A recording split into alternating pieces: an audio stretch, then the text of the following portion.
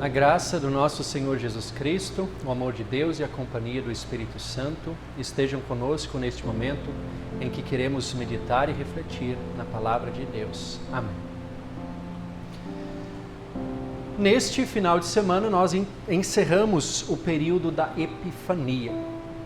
Foram 7 domingos neste período. E ao longo desse período nós acompanhamos os primeiros passos de Jesus Cristo em seu ministério.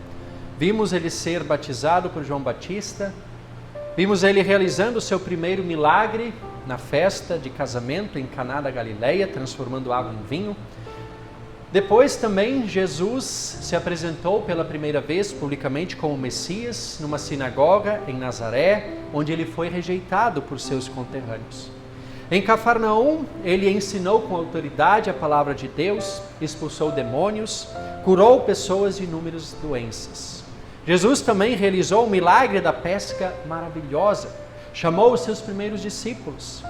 E no último culto, Jesus ensinou importantes lições através das bem-aventuranças e dos ais.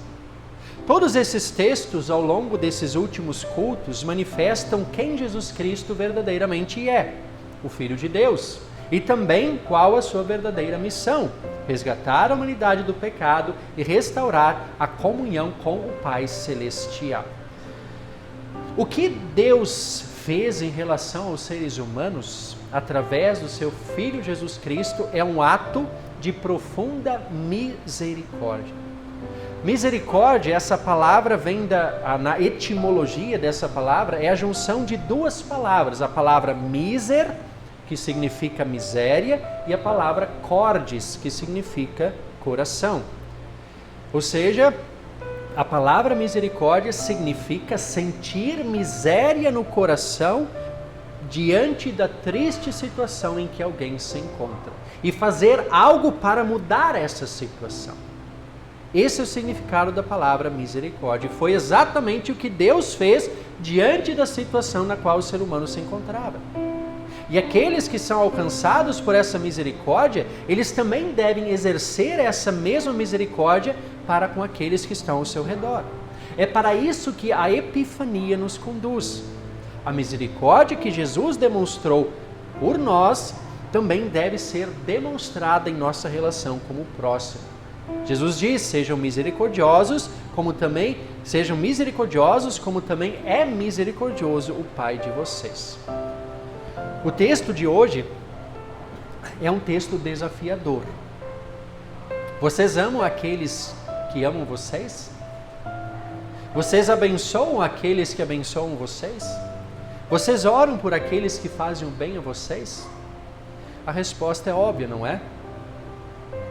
Mas Jesus diz que até qualquer pecador é capaz de fazer essas coisas. O que Jesus nos pede no texto de hoje é bem mais desafiador. Ele diz: amem os seus inimigos, façam o bem aos que odeiam vocês, abençoem aqueles que os amaldiçoam, orem pelos que maltratam vocês. Ao que lhe bate numa face, ofereça também a outra, e ao que lhe tirar a capa, deixe que leve também a túnica. Dê a todo o que lhe pedir alguma coisa, e se alguém levar o que é seu, não exija que seja devolvido. E agora, será que continua sendo assim tão óbvia a resposta? Será que é tão simples fazer essas coisas? Será que é fácil seguir essa ordem de Jesus?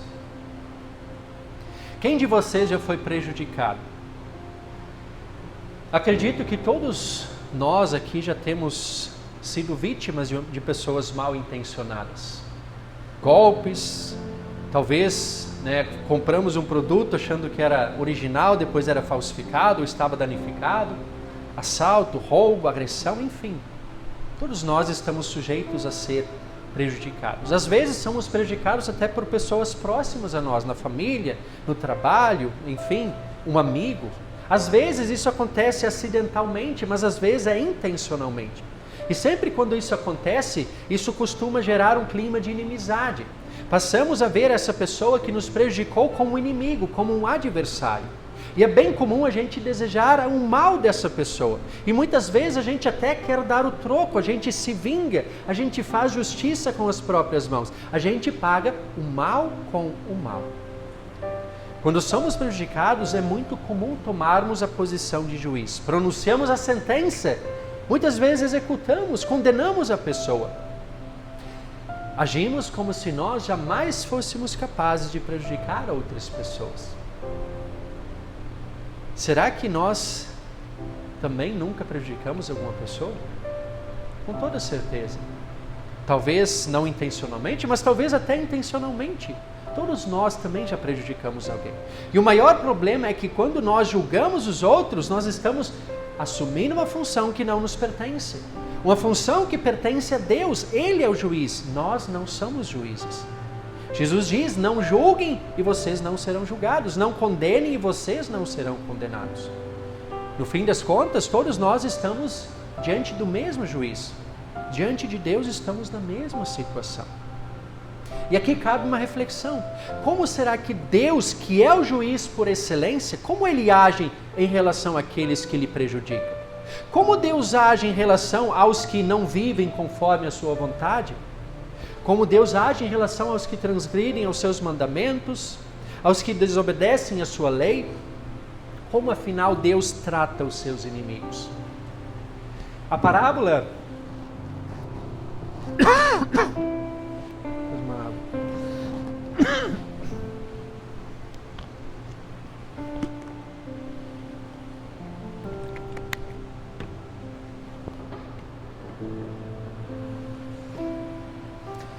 A parábola do credor incompassivo, registrada em Mateus 18, ela nos ilustra muito bem a maneira como Deus age com aqueles que estão em dívida com Ele.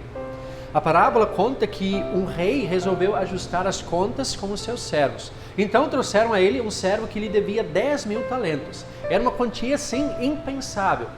Aquele servo jamais conseguiria pagar aquela dívida em vida. Então o servo, ele implorou por paciência. E o rei teve compaixão e perdoou toda a dívida. Toda, não parte, mas toda a dívida. Em seguida, aquele servo, ele sai dali e encontra um companheiro seu de trabalho que lhe devia 100 denários. Também era uma dívida razoável, mas infinitamente menor do que aquela que o rei havia perdoado. Era uma dívida que aquele homem poderia pagar em vida, mas ele não tinha condições de pagar naquele momento e por isso também implorou por paciência. E ao contrário do que o rei havia feito com aquele homem, esse servo que teve sua dívida perdoada, ele não perdoou ao seu companheiro, mas o colocou na cadeia até que pagasse toda a dívida. Óbvio que quando o rei ficou sabendo disso, ele ficou muito furioso, porque o rei havia perdoado uma dívida impagável, enquanto aquele servo não tinha perdoado uma dívida bem inferior. Essa parábola ilustra perfeitamente a maneira como Deus age em relação àqueles que estão em dívida com Ele. Em relação aos que contrariam a sua vontade, aqueles que transgridem a sua lei, que desobedecem os seus mandamentos. O pecado não apenas prejudica a nossa relação com Deus, mas também a nossa relação com o próximo. O pecado prejudica nós mesmos. O pecado criou entre os seres humanos de Deus e Deus uma dívida impagável, tornando-nos inimigos de Deus, amaldiçoando-nos eternamente. Uma situação deplorável da qual não conseguiríamos sair. E Deus sabia disso. Deus sabia que nós, por nossas forças, jamais escaparíamos dessa condição. Por isso Ele se compadeceu. Ele colocou em prática a sua misericórdia. Essa misericórdia de Deus se concretizou na vida e obra do seu Filho Jesus Cristo, que na cruz do Calvário assumiu e pagou a dívida que para nós era impagável. Somente Ele, por ser verdadeiro Deus e verdadeiro homem, teria condições para arcar com essa dívida. Nós poderíamos ter feito o mesmo que Jesus, não contaria nada. Jesus, o que Ele fez contou tudo, porque Ele é Deus e homem ao mesmo tempo. E assim Ele pagou a nossa conta. E agora pela fé nesse Cristo, a compaixão de Deus nos alcança e a misericórdia de Deus nos envolve. E todos os nossos pecados que nos condenariam ao inferno são totalmente perdoados. É assim que Deus age em relação àqueles que estão em dívida com Ele. Paulo diz em Romanos capítulo 5, quando éramos inimigos de Deus, fomos reconciliados com Ele mediante a morte do seu Filho. É a morte de Cristo que nos reconcilia com Deus e que paga a nossa dívida. É assim que o juiz, por excelência, age em relação aos seus inimigos. Bem diferente do que nós muitas vezes agimos, não é? Mas isso mostra que, na verdade, somente o próprio Deus é capaz de amar verdadeiramente os inimigos. Somente Jesus é verdadeiramente capaz de fazer o bem aos que odeiam, abençoar os que o amaldiçoam, orar pelos que o maltratam. E foi o que ele fez na cruz, quando ele orou: Pai, perdoa-lhes, porque eles não sabem o que fazem. Antes de ser crucificado, o que Jesus fez? Ofereceu a sua face aos seus malfeitores, que lhe esbofetearam, que cuspiram em seu rosto. Mais tarde, lançaram sorte sobre as suas vestes, dividiram as suas vestes e lançaram sorte sobre a sua túnica. E Jesus não fez nada. Jesus deixou que essas coisas acontecessem. Somente Jesus é capaz de dar sem esperar nada em troca. Um amor incondicional pelos seus inimigos, nos quais também nós estávamos incluídos. Essa manifestação real e concreta da misericórdia divina. O inocente Jesus submeteu-se ao julgamento e à condenação para que nós fôssemos absolvidos e perdoados dos pecados que nos condenavam. Nesse relato de Lucas, Jesus ele nos pede o impossível, justamente para que creiamos nele, aquele para o qual nada é impossível. Para os que creem em Jesus, até o impossível se torna realidade, como por exemplo, o maior dos impossíveis, que seria a salvação. Ninguém poderia salvar a si mesmo, mas em Cristo a salvação é perfeitamente possível. Nós não somos salvos por cumprir as exigências da vontade divina. Isso é impossível para nós, mas Cristo as cumpriu em nosso lugar. Somos salvos pela graça mediante a fé em Jesus Cristo, como diz Paulo aos Efésios capítulo 2. É assim que Deus manifesta o seu amor e a sua misericórdia por cada um de nós. E uma vez alcançados por essa misericórdia, Deus também quer que sejamos instrumentos dessa misericórdia na vida daqueles que nos cercam. E não apenas daqueles que querem o nosso bem, daqueles que amamos, mas também daqueles que não querem tanto o nosso bem, daqueles que talvez a gente não ame. Essa não é uma missão fácil, é uma missão difícil, mas essa é a ordem de Jesus. Seremos perfeitos nisso? É óbvio que não, jamais. Mas isso não deve nos impedir de pelo menos tentar. Por que será que Deus se preocupa tanto com aqueles que são maus? Porque são justamente esses os que estão sob maior risco. Eles estão sob o risco de condenação eterna. Nós nos encontramos nessa mesma situação, mas Jesus nos resgatou. E Deus agora quer que também nós, que já fomos resgatados, sejamos instrumentos para que Jesus também possa resgatar tantos outros que ainda vivem longe de Deus e correm risco de condenação eterna. Pensem comigo. Se vocês estivessem passando por uma grande dificuldade, o que vocês esperariam das pessoas ao redor de vocês? Sejam conhecidas ou desconhecidas, sejam pessoas amigas ou inimigas? É claro que vocês queriam que qualquer pessoa que pudesse fosse lá ajudar e socorrer vocês, não é? Jesus diz: façam aos outros o mesmo que vocês querem que eles façam a vocês.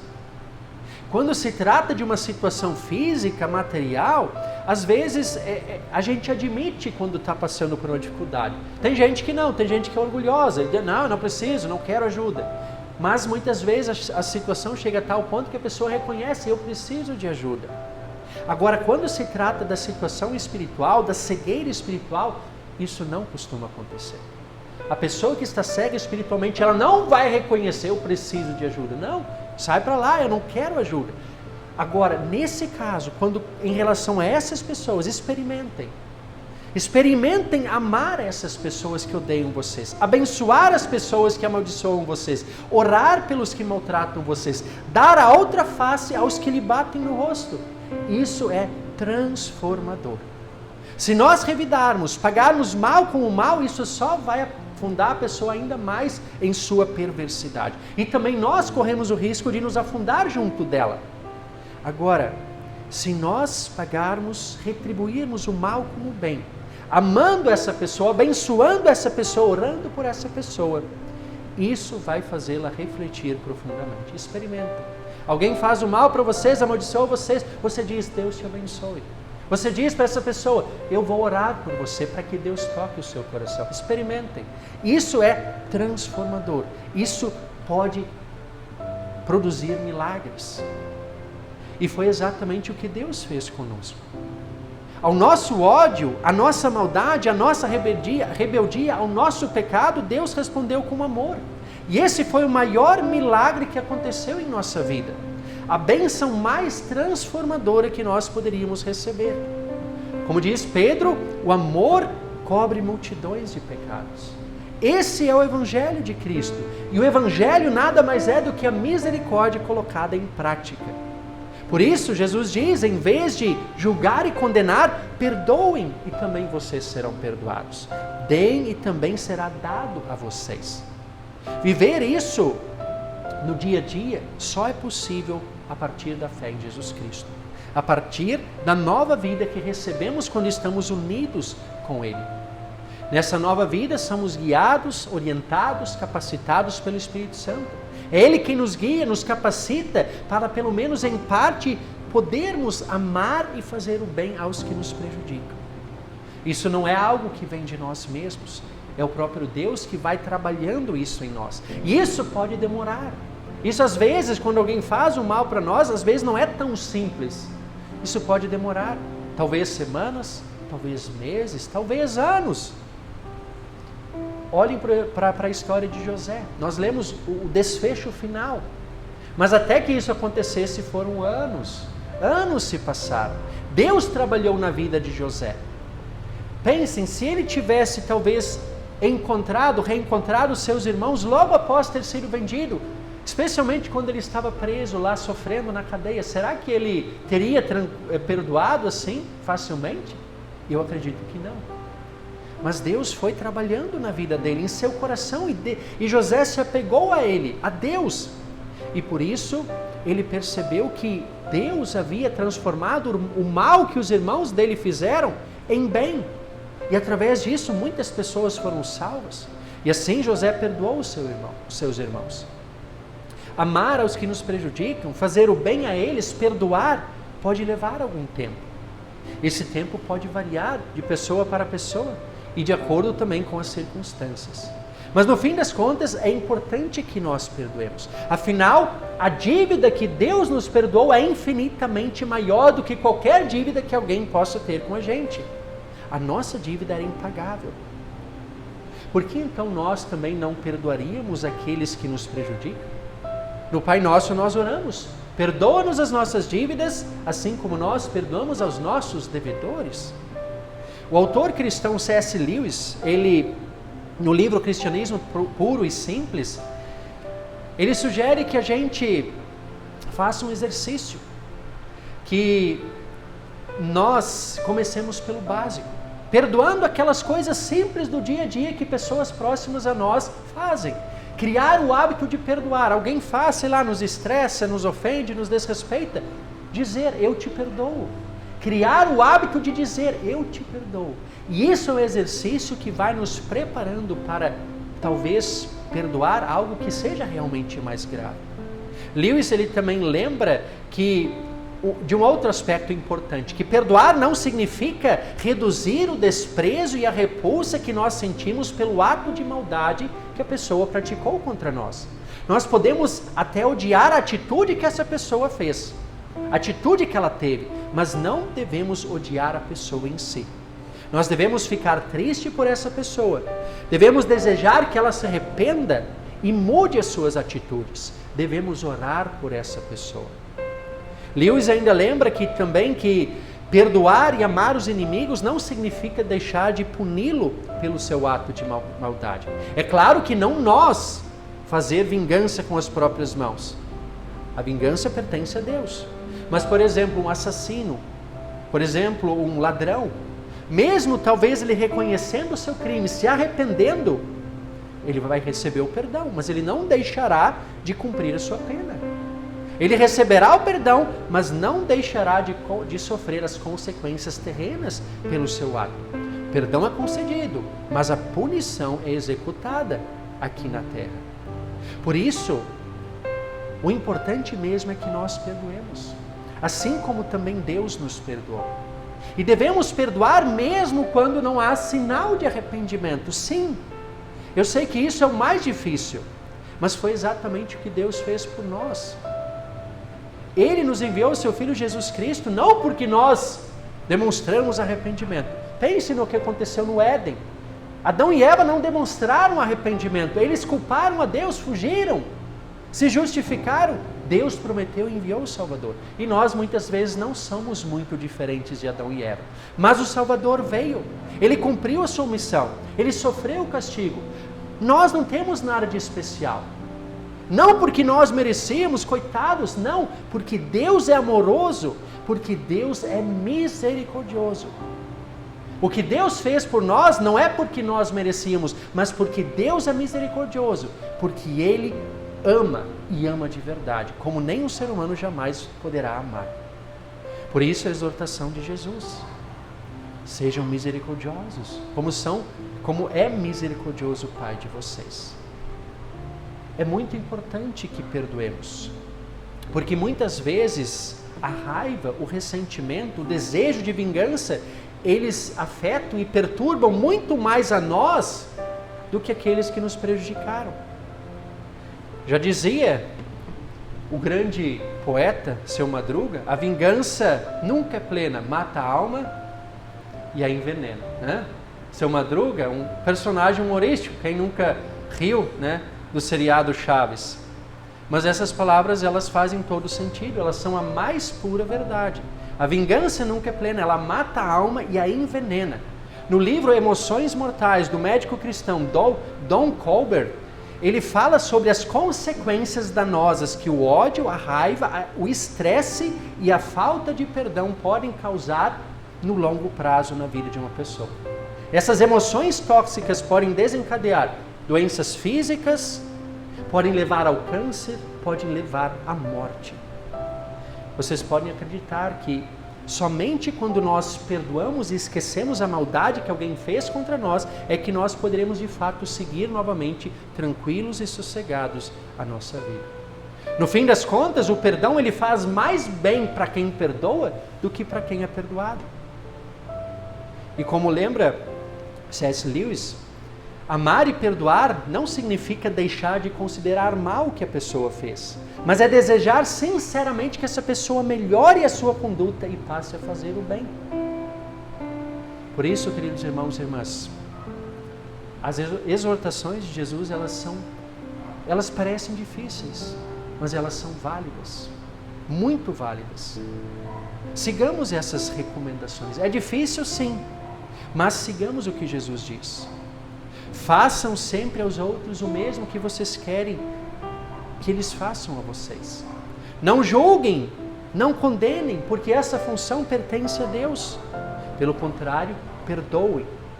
Vocês serão perdoados também. Deem e será dada a vocês uma boa e transbordante medida da graça e da misericórdia divina.